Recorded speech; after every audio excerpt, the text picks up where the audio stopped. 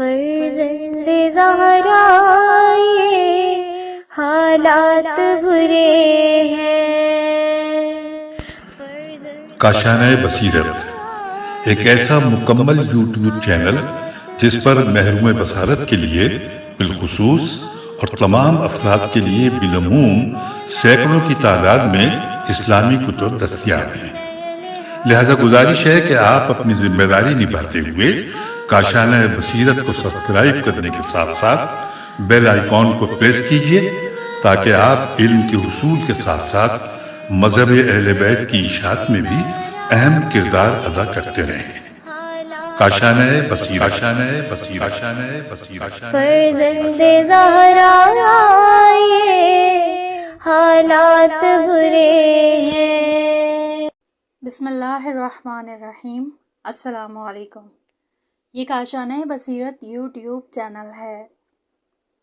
آج ہم آپ کے لیے کتاب خودسازی یعنی تزکیہ اور تہذیب نفس ریکارڈ کر رہے ہیں، جس کے مصنف آیت اللہ ابراہیم امینی ہیں۔ تو آئیے سنتے ہیں اس کتاب کا پارٹ نمبر 7 پیج نمبر 91 سے۔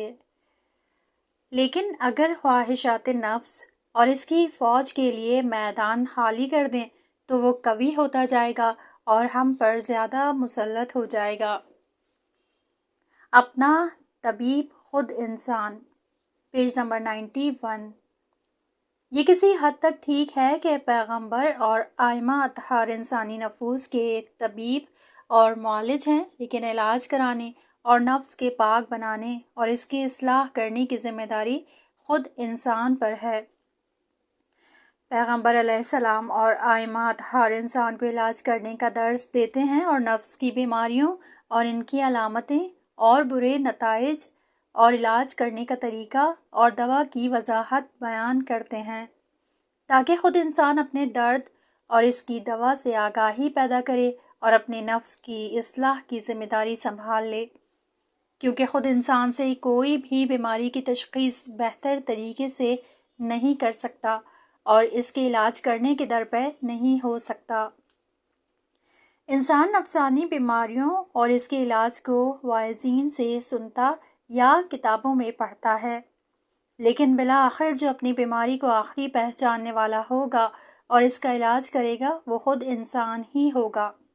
انسان دوسروں کی نسبت درد کا بہتر احساس کرتا ہے اور اپنی مخفی صفات سے آگاہ اور عالم ہے۔ اگر انسان اپنے نفس کی خود حفاظت نہ کرے تو دوسروں کے وعظ اور نصیحت اس میں کس طرح اثر انداز اور مفید واقع ہو سکتے ہیں۔ اسلام کا یہ نظریہ ہے کہ اصلاح نفس کو انسان داخلی حالت سے شروع کرے اور اپنے نفس کو پاک کرنے اور بیماریوں سے محفوظ رکھنے کی رعایت کرتے ہوئے اسے اس کے لیے آمادہ کرے، اور اسلام نے انسان کو حکم دیا ہے کہ وہ اپنے آپ کی خود حفاظت کرے، اور یہی بہت بڑا تربیتی قاعدہ اور ضابطہ ہے۔ خدا قرآن میں فرماتا ہے کہ ہر انسان اپنی نیکی اور برائی سے خود آگاہ اور عالم ہے، اگرچہ وہ عذر گھڑتا رہتا ہے۔ حضرت صادق علیہ السلام نے ایک آدمی سے فرمایا کہ تمہیں اپنے نفس کا طبیب اور معالج قرار دیا گیا ہے، تجھے درد بتلایا جا چکا ہے اور صحت و سلامتی کی علامت بھی بتلائی گئی ہے اور تجھے دوا بھی بیان کر دی گئی ہے، پس خوب فکر کر کہ تو اپنے نفس کا کس طرح علاج کرتا ہے۔ امام صادق علیہ السلام نے فرمایا کہ جس شخص کو وعظ کرنے والا خود اس کا اپنا نفس نہ ہو تو دوسروں کی نصیحت اور وعظ اس کے لیے کوئی فائدہ نہیں دے گا۔ امام سجاد علیہ السلام نے فرمایا، اے آدم کے بیٹے، تو ہمیشہ خوبی اور اچھائی پر ہوگا جب تک تو اپنے نفس کو اپنا واعظ اور نصیحت کرنے والا بنائے رکھے گا۔ امیر المومنین علیہ السلام نے فرمایا کہ کمزور ترین وہ انسان ہے جو اپنے نفس کی اصلاح کرنے سے عاجز اور ناتواں ہو۔ نیز امیر المومنین علیہ السلام نے فرمایا کہ انسان کے لیے لائق یہ ہے کہ وہ اپنے نفس کی سرپرستی کو اپنے ذمے قرار دے، ہمیشہ اپنی روح کی اور زبان کی حفاظت کرتا رہے۔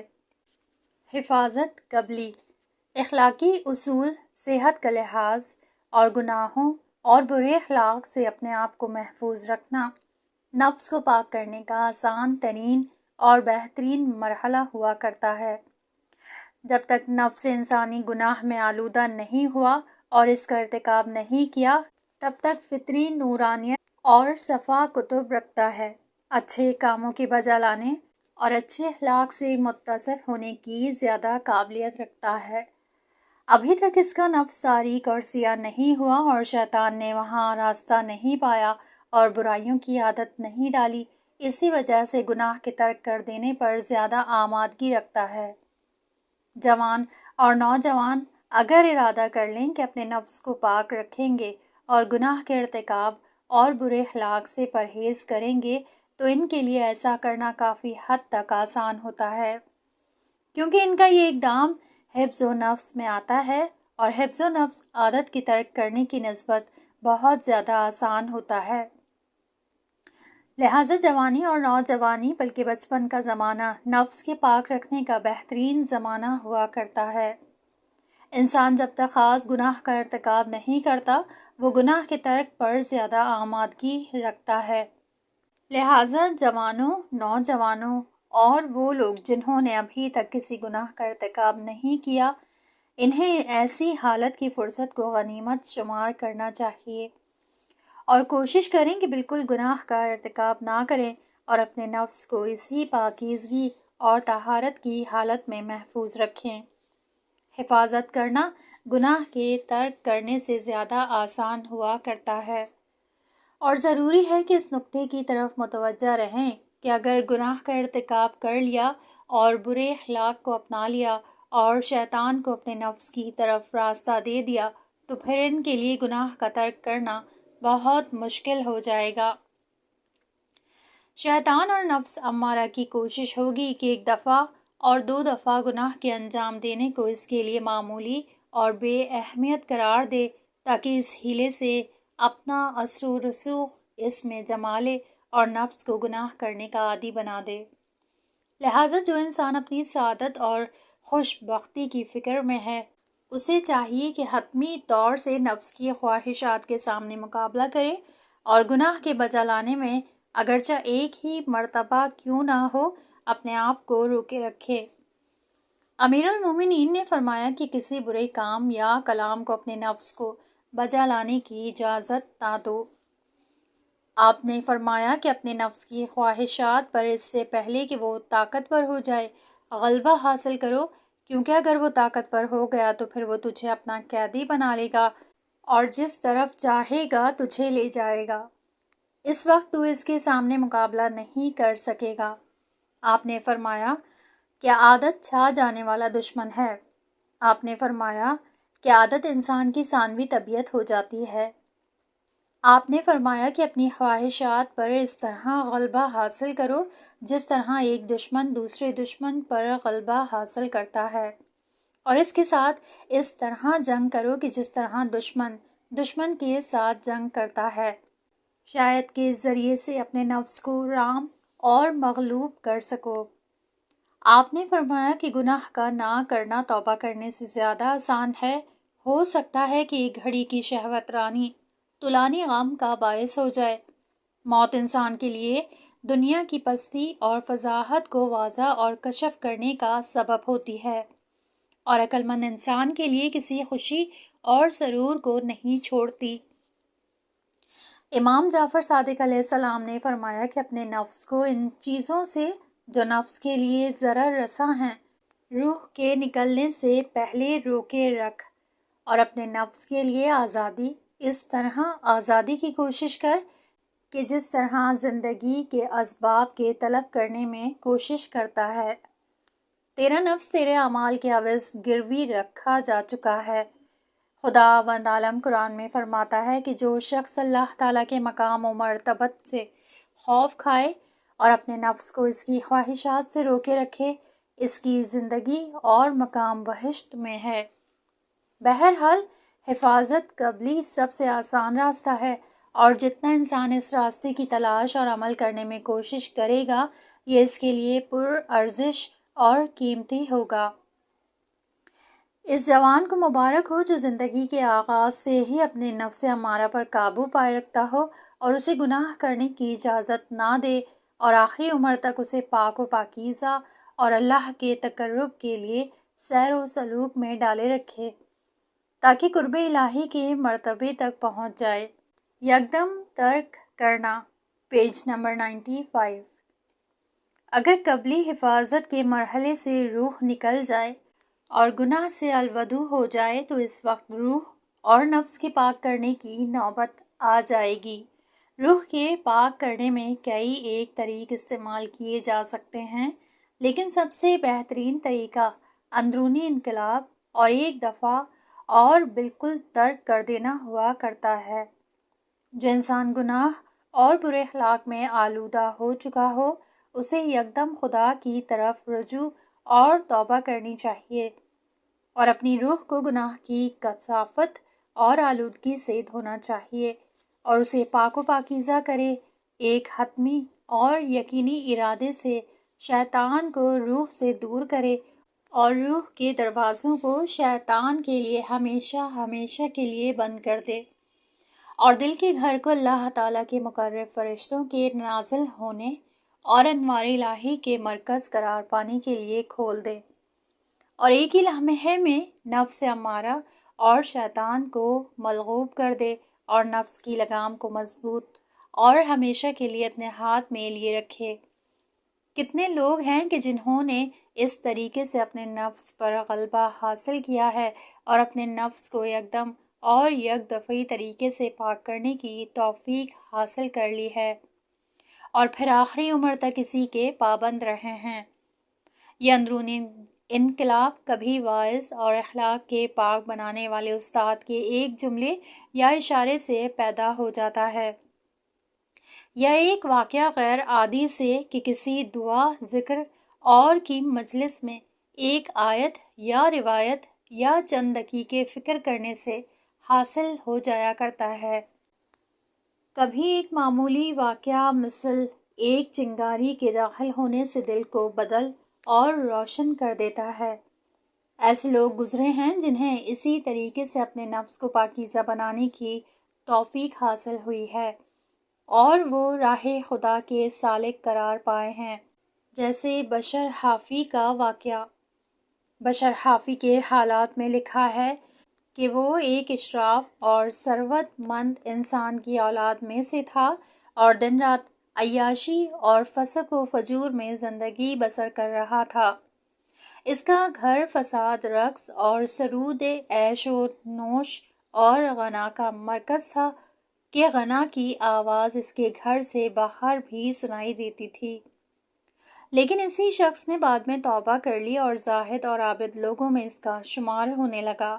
اس کے توبہ کرنے کا واقعہ یوں لکھا ہے کہ ایک دن اسی بشر کی لونڈی کوڑا کرکٹ کا ٹوکرا لے کر دروازے کے باہر پھینکنے کے لیے آئی۔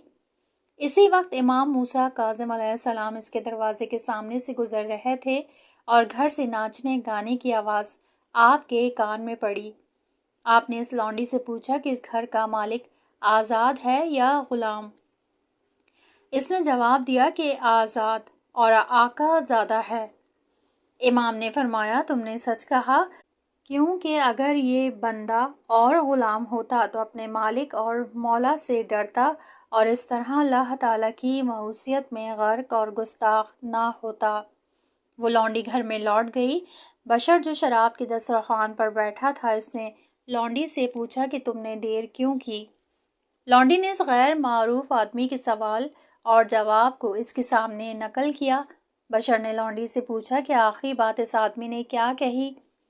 لونڈی نے کہا کہ اس کا آخری جملہ یہ تھا کہ تم نے سچ کہا ہے کہ اگر وہ غلام ہوتا اور اپنے کو آزاد نہ سمجھتا، یعنی اپنے آپ کو خدا کا بندہ اور غلام سمجھتا، تو اپنے مولا اور آقا سے خوف کھاتا اور اللہ تعالیٰ کی نافرمانی کرنے میں اتنا گستاخ اور جری نہ ہوتا۔ امام علیہ السلام کا یہ مختصر جملہ تیر کی طرح بشر کے دل پر لگا اور آگ کی چنگاری کی طرح اس کے دل کو نورانی اور دگرگون کر گیا۔ شراب کے دسترخوان کو دور پھینکا اور ننگے پاؤں باہر دوڑا اور اپنے آپ کو اس غیر معروف آدمی تک جا پہنچایا اور دوڑتے دوڑتے امام موسیٰ کاظم علیہ السلام تک جا پہنچا اور عرض کی، اے میرے مولا، میں اللہ تعالیٰ اور آپ سے معذرت کرتا ہوں۔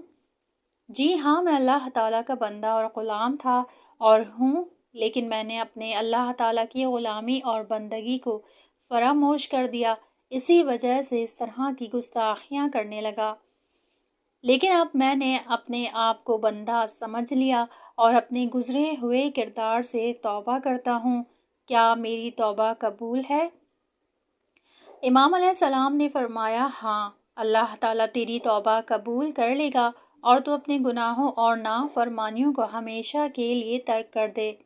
بشر نے توبہ کی اور عبادت گزار اور زہاد اور اولیاء خدا میں داخل ہو گیا، اور اس نعمت کے شکریہ کے طور پر اپنی ساری عمر ننگے پاؤں چلتا رہا، جس کی وجہ سے اس کا نام بشر حافی یعنی ننگے پاؤں والا ہو گیا۔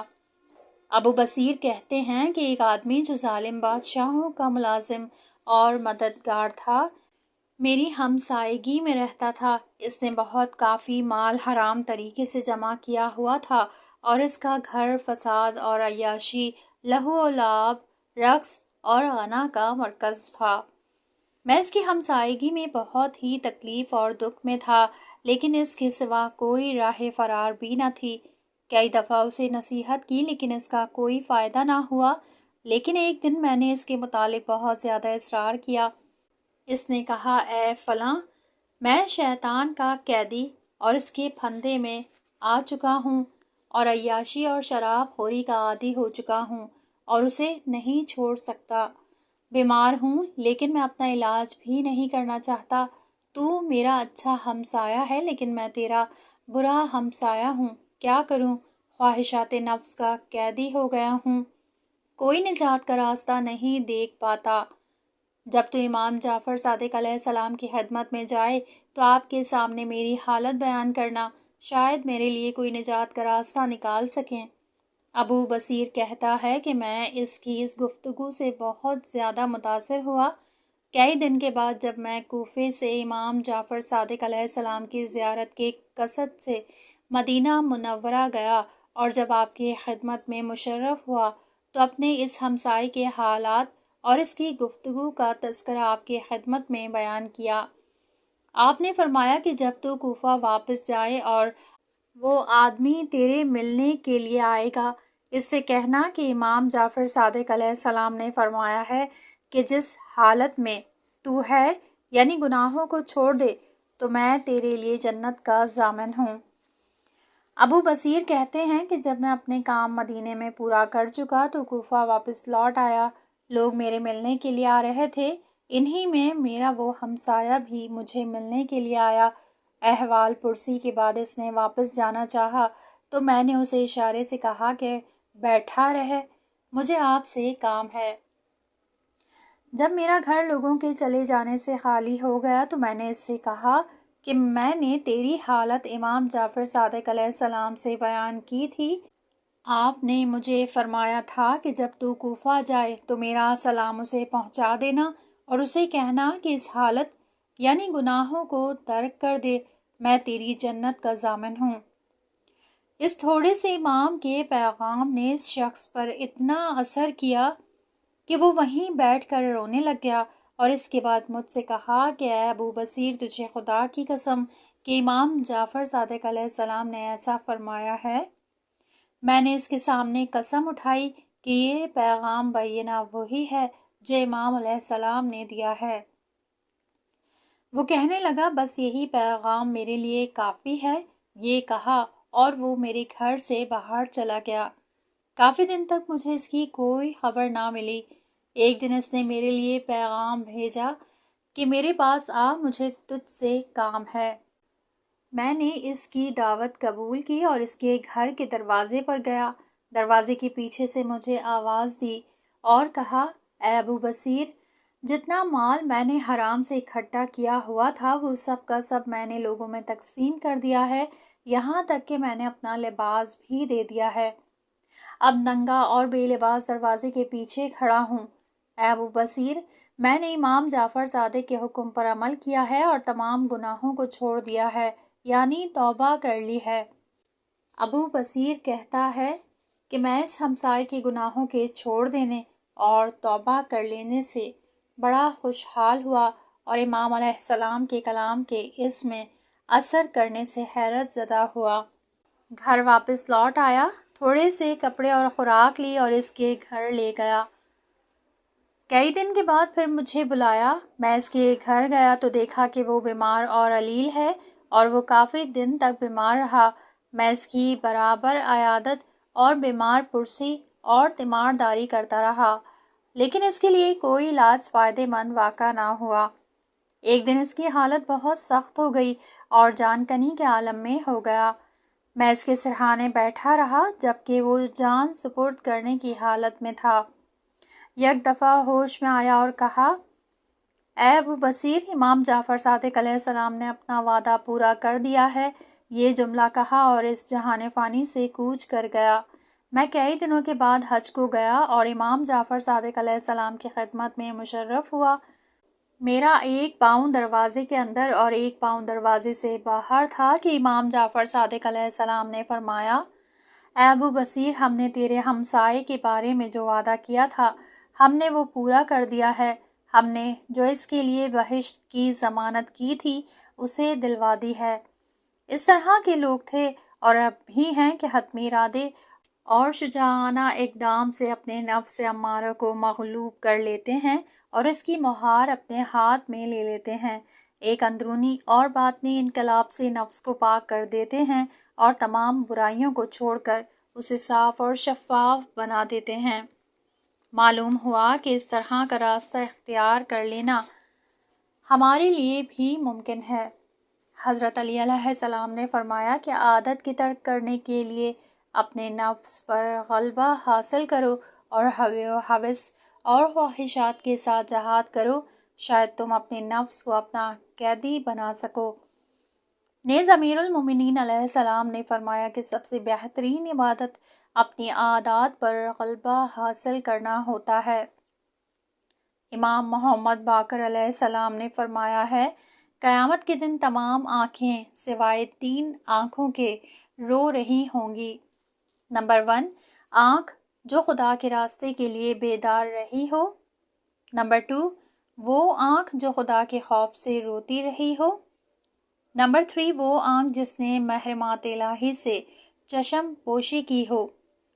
جعفر صادق علیہ السلام نے فرمایا کہ خداوند عالم نے جناب موسیٰ علیہ السلام کو وحی کی کہ کوئی انسان میرا قرب محرمات سے پرہیز کر کے کسی اور چیز سے حاصل نہیں کر سکتا، یقیناً میں بہشت عدن کو اس کے لیے مباح کر دوں گا اور کسی دوسرے کو وہاں نہیں جانے دوں گا۔ یہ بھی مانا جاتا ہے کہ نفس امارہ کو مطیع بنانا اور بطور کلی گناہ کا انجام نہ دینا اتنا آسان کام نہیں ہے، لیکن اگر انسان ملتفت ہو اور فکر اور عاقبت اندیشی رکھتا ہو اور ارادہ اور ہمت کر لے تو پھر اتنا یہ مشکل بھی نہیں ہے، کیونکہ اس صورت میں اللہ تعالیٰ کی تائید بھی اسے شامل حال ہوگی۔ اور خدا فرماتا ہے کہ جو لوگ ہمارے راستے کے لیے جہاد کرتے ہیں ہم انہیں ہدایت کر دیتے ہیں، اور اللہ ہے ہی احسان کرنے والوں کے ساتھ۔ آہستہ آہستہ ترک کرنا، پیج نمبر 101۔ اگر ہم اتنی اپنے آپ میں طاقت اور ہمت نہیں رکھتے کہ یکدم تمام گناہوں کو ترک کر دیں، تو اتنا تو مصمم ارادہ کر لیں کہ گناہوں کو آہستہ آہستہ انجام دے دیں۔ پہلی دفعہ امتحان کے طور پر ایک گناہ یا کئی ایک گناہوں کو ترک کرنا شروع کر دیں اور مصمم ارادہ کر لیں، اس کام کو دوام دیں کہ اس کے ترک پر اپنے نفس کو کامیاب قرار دے دیں اور ان گناہوں کو بالکل ختم کر دیں۔ پھر یہی کام دوسرے چند ایک گناہوں کے بارے میں انجام دینا شروع کر دیں اور اس پر کامیابی حاصل کر لیں، اور اسی حالت میں خوب ملتفت رہیں کہ کہیں اس ترک کیے ہوئے گناہ کو پھر سے انجام نہ دے دیں۔ اور یہ واضح ہے کہ ہر گناہ یا چند گناہوں کے ترک کرنے پر نفس امارہ اور شیطان کمزور ہوتا جائے گا، اور جتنا شیطان نفس سے باہر نکلے گا اس کی جگہ اللہ تعالیٰ کا فرشتہ لے لے گا۔ جس گناہ کا سیاہ نقطہ نفس سے دور ہوگا اتنی مقدار وہاں نورانیت اور سفیدی زیادہ ہو جائے گی۔ اسی طریقے سے گناہوں کے ترک کو برابر انجام دیتے جائیں تو پھر بطور کامل نفس پاک ہو جائے گا اور نفس کو اس کے نفسانی خواہشات پر قابو پانے اور فتح حاصل کرنے کی پوری طرح کامیابی حاصل ہو جائے گی، اور ممکن ہے کہ اسی دوران ایک ایسے مرتبے تک پہنچ جائیں کہ تمام گناہوں کو یکدم ترک کرنے کی طاقت اور قدرت پیدا کر لیں۔ ایسی صورت میں ایسی قیمتی اور پرارزش فرصت سے استفادہ کرنا چاہیے اور یکدم تمام گناہوں کو ترک کر دینا چاہیے اور شیطان اور نفس امارہ کو باہر پھینک ڈالنے پر قابو پا لینا چاہیے، اور نفس کے گھر کو خدا اور اس کے فرشتوں کے لیے مخصوص کر لینا چاہیے۔ اگر اس کے لیے کوشش اور جہاد کریں تو یقیناً اس پر کامیابی ہو جائے گی۔ نفس کے ساتھ جہاد بینہ دشمن کے ساتھ جہاد کرنے جیسا ہوتا ہے۔ دشمن سے جہاد کرنے والا ہر وقت دشمن پر نگاہ رکھے، اپنی طاقت کو دشمن کی طاقت سے موازنہ کرے اور اپنی طاقت کو قوی کرنے میں لگا رہے، اور فرصت ملتے ہی ممکن طریقے سے دشمن پر حملہ کر دے اور اس کی فوج کو ہلاک کر دے یا اپنے ملک سے باہر نکال دے۔ وہ کام جو نفس کے پاک کرنے میں مدد دیتے ہیں۔ Page number 103۔ نمبر 1، فکر کرنا۔ نفس کے پاک کرنے کا ایک اہم معنی غفلت ہوا کرتی ہے۔ اگر ہم دن رات دنیا کی زندگی میں غرق رہیں اور موت کی یاد سے غافل رہیں اور ایک گھڑی بھی مرنے کے بعد کے بارے میں سوچنے پر حاضر نہ ہوں، اور اگر کبھی مرنے کی فکر آئی بھی تو اسے فوراً بھلا دیں، اور اگر برے اخلاق کے نتائج سے غافل ہیں، اور اگر گناہوں کی آخر ہوئی سزا اور عذاب کا فکر نہیں کرتے، خلاصہ خدا اور آخرت پر ایمان ہمارے دل کی گہرائیوں میں راسخ نہیں ہوا اور خدا صرف ایک ذہنی مفہوم سے آگے نہیں بڑھا، تو پھر ایسی غفلت کے ہوتے ہوئے ہم کس طرح اپنے نفس کو پاک کرنے کا عزم بالجزم کر سکتے ہیں؟ کس طرح نفس کو اس کی خواہشات پر کنٹرول کر سکتے ہیں؟ کیسے سادگی سے نفس امارہ کے ساتھ جہاد کیا جا سکتا ہے؟ غفلت خود ایک نفس کی بڑی بیماریوں میں سے ایک بیماری ہے، اور یہ دوسری بیماریوں کے لیے جڑ واقع ہوتی ہے۔ اس بیماری اور درد کا علاج صرف فکر کرنا، عاقبت اندیشی اور ایمان کی قوت کو مضبوط اور قوی کرنا ہے۔ انسان کے لیے ضروری ہے کہ ہمیشہ اپنے نفس کا محافظ اور مراقب رہے، کسی وقت بھی اسے فراموش نہ کرے اور نفسانی بیماریوں کے بد انجام اور گناہوں کی سزا اور دوزخ کی سخت عذاب کو سوچتا رہے۔ قیامت کے حساب اور کتاب کو ہمیشہ نگاہ میں رکھے۔ اس صورت میں نفس کو پاک کرنے کے لیے آمادہ کیا جا سکتا ہے اور حتمی فیصلہ کر سکتا ہے، اور اپنے نفس کو برے اخلاق اور گناہوں سے پاک کر سکتا ہے۔ حضرت علی علیہ السلام نے فرمایا کہ جو شخص اپنے دل کو دائمی فکر سے آباد کرے گا، اس کے ظاہری اور باطنی کام اچھے ہوں گے۔ نمبر 2، تادیب اور مجازات۔ Page number 104۔ اگر ہم نفس کے پاک کرنے پر کامیاب ہونا چاہتے ہیں تو ہم تنبیہ اور ادب دیے جانے اور جزائے آخروی سے استفادہ کر سکتے ہیں۔ ابتدا میں ہم نفس کو خطاب کرتے ہوئے تحدید اور ڈرائیں کہ میں نے حتمی ارادہ کر لیا ہے کہ گناہوں کو ترک کر دوں، اور اگر اے نفس تو میری اس میں مدد کرے گا اور گناہوں کا ارتکاب کرے گا تو میں فلاں سزا تیرے بارے میں جاری کر دوں گا۔ مثلاً اگر تو نے کسی کی غیبت کی تو میں ایک دن روزہ رکھ لوں گا، یا ایک ہفتے تک صرف لازمی گفتگو کروں گا، یا اتنا روپیہ صدقے کے طور پر دے دوں گا، یا ایک دن پانی نہیں پیوں گا، یا صرف ایک وقت غذا سے تجھے محروم کر دوں گا، یا کئی گھنٹے گرمی میں دھوپ میں بیٹھا رہوں گا تاکہ تو جہنم کی حرارت کو نہ بھلا سکے، اور اس طرح کی اور سزائیں اپنے نفس کو سنائیں۔ اس کے بعد اپنے نفس پر اچھی طرح نگاہ رکھیں کہ وہ بعد میں غیبت نہ کرنے لگے، اور اگر اس سے غیبت صادر ہو جائے تو حتمی ارادے سے بغیر کسی نرمی اور سستی کے اس کے مقابلے میں اڑ جائیں، اور وہ سزا جس کا نفس سے وعدہ کیا ہوا تھا اس پر جاری کر دیں۔ جب نفس امارہ کو احساس ہو جائے گا کہ ہم گناہ کے نہ کرنے پر مصر ہیں اور بغیر کسی نرمی کے اسے سزا دیں گے تو پھر وہ ہماری شرعی چاہت کو ماننے لگ جائے گا۔ اگر کافی مدت تک بغیر چشم پوشی کے اس طریقے پر عمل کرتے رہیں تو پھر ہم شیطان کے راستے کو روک سکیں گے اور نفس امارہ پر پوری طرح سے مسلط ہو جائیں گے۔ لیکن اس کی عمدہ شرط یہ ہے کہ ہم حتمی ارادہ کر لیں اور بغیر کسی معمولی نرمی کے سرکش نفس کو سزا دے دیں۔ بہت تعجب کا مقام ہے کہ ہم دنیاوی امور میں معمولی غلطی کرنے والی کو سزا اور تنبیہ کرتے ہیں لیکن اپنے نفس کے پاک کرنے میں اس روش پر عمل نہیں کرتے، حالانکہ آخری سعادت اور نجات نفس کے پاک ہونے پر موقوف ہوتی ہے۔ اللہ تعالیٰ کے بہت سے بندوں نے اپنے نفس کے پاک کرنے اور بہتر بنانے اور نفس پر قابو پانے میں اس طریقے پر عمل کرنے کی توفیق حاصل کی ہے۔ امیر المومنین علیہ السلام نے فرمایا کہ نفس کو اپنا قیدی بنانے اور اس کی عادات کو ختم کرنے میں بھوک بہت ہی زیادہ مددگار ہوتی ہے۔ نیز حضرت علی علیہ السلام نے فرمایا ہے کہ جو شخص اپنے نفس کو ریاضت اور تکلیف میں زیادہ رکھے گا وہ اس سے فائدہ اٹھائے گا۔ ایک صحابی فرماتے ہیں کہ سخت گرمی کے زمانے میں رسول خدا صلی اللہ علیہ وآلہ وسلم ایک دن ایک درخت کے سائے میں بیٹھے ہوئے تھے۔ اسی دوران ایک آدمی آیا، اس نے اپنا لباس اتارا اور گرم ریت پر لیٹ گیا اور ریت پر لوٹنا پوٹنا شروع کر دیا۔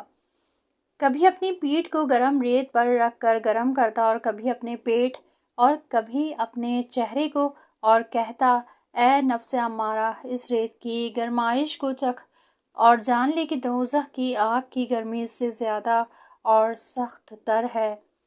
رسول خدا صلی اللہ علیہ وآلہ وسلم اس کا خوب نظارہ کر رہے تھے جب اس آدمی نے اپنا لباس پہنا اور چاہا کہ وہاں سے چلا جائے تو رسول خدا نے اسے اپنے پاس آنے کا اشارہ دیا۔ اس آدمی نے حضرت صلی اللہ علیہ وآلہ وسلم کا حکم بجا لایا اور آپ صلی اللہ علیہ وآلہ وسلم کی خدمت میں حاضر ہوا۔ آپ صلی اللہ علیہ وآلہ وسلم نے اس سے فرمایا کہ میں نے تجھے ایسا کام کرتے دیکھا ہے کہ اسے دوسرے لوگ نہیں کرتے، تمہاری اس کام سے کیا غرض تھی؟ اس نے جواب میں عرض کی، یا رسول صلی اللہ علیہ وآلہ وسلم، مجھے خدا کے خوف نے اس کام کے کرنے پر آمادہ کیا ہے۔ میں یہ کام انجام دیتا تھا اور اپنے نفس سے کہتا تھا کہ اس گرمی کو چکھ اور جان لے کہ دوزخ کی آگ کی گرمی اس سے زیادہ شدید اور دردناک ہے۔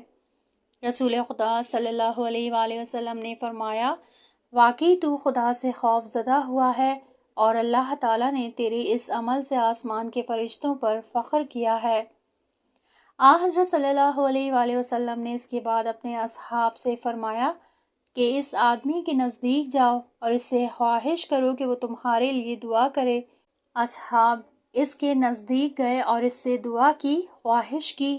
اس آدمی نے دعا کے لیے ہاتھ اٹھائے اور کہا، ترجمہ: اے اللہ، ہمیں ہدایت پر جمع کر دے اور تقوی کو ہمارا زاد راہ قرار دے اور جنت ہمارا ٹھکانہ بنا۔